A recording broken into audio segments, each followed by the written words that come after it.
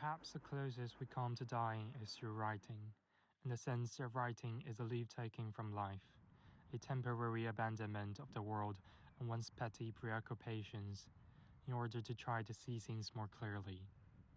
With a steadier eye, for an ignorant observer such as myself, gazes upon the bright white waves, fluctuates with the thoughts of my pen. In writing and seeing, one steps back and steps outside life in order to view it more dispassionately, more distantly, and more proximately. I believe one can lay things to rest in writing, ghosts, hauntings, regrets, and the memories that flay us alive.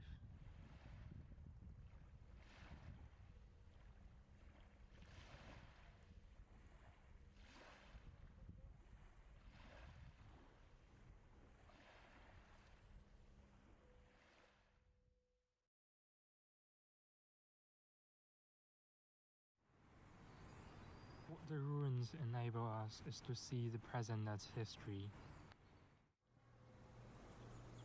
told through the mouths of folklore tellers. The artificial process of chronicle become biased and the manifestation of our own hubris. Over the progression of time, bodies and artifacts become witness of violence and dissolution of archives.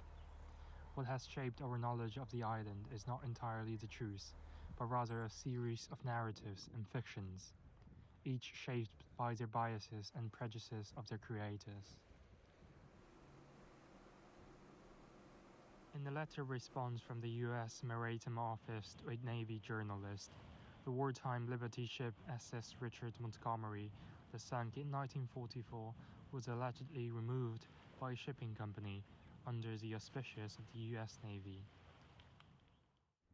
Along with the ship was 1,400 tons of explosive in its cargo list. Yet, the mast of the ship still remained visible from the Sheerness coast, looming over the water skyline in the distance.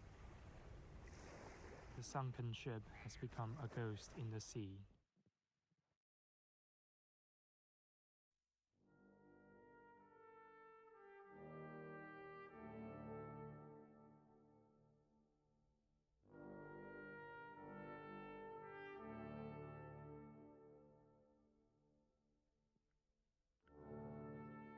How, then, does one remember an absence?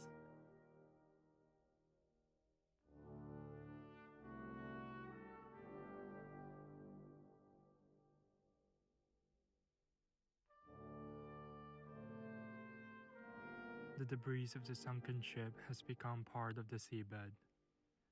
Destruction is used for construction. Sediments are our building blocks. Erosion is our tool.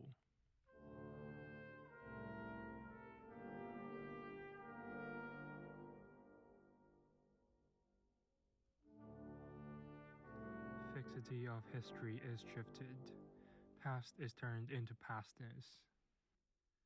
Potential is turned into consequences.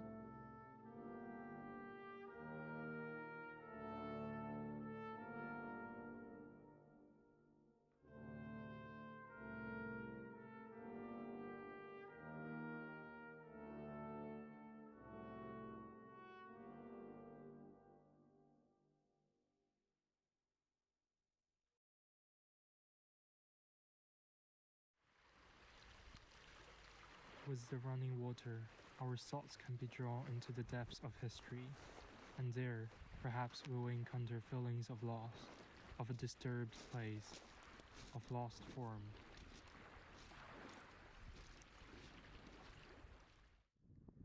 Subsequent, a term that describes streams shaped by the relative hardness or softness of their underlying geology.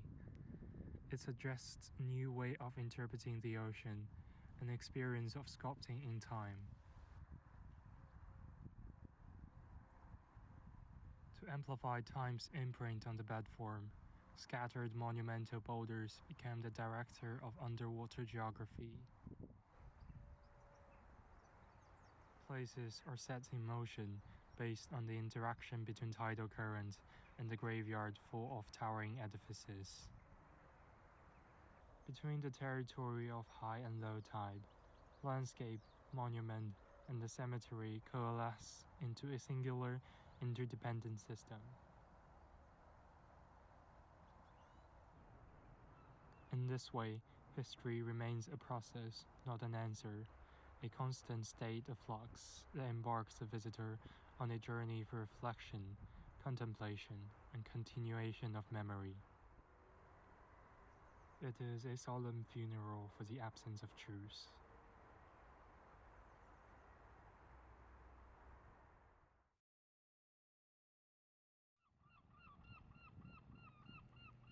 As Nietzsche would say, it allows the survivors to sleep in between the ceremonies and allows the dead to become benign presences rather than vengeful ghosts. Only he who forgets remembers, and older cultures devised rituals of remembrance that allowed us to forget.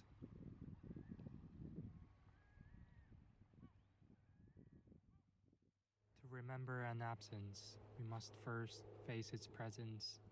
The fluid space of the cemetery would now constitute the shape's phantom structure in the ground. The fictional absence of the ship inspires the processual interference between moving water and static monuments, recording and mirroring the temporality of landscape. Transitions between stages of the journey remain as an illusion as memory itself. It appears to be a reflection on dark waters, a phantasmagoric play of light and image.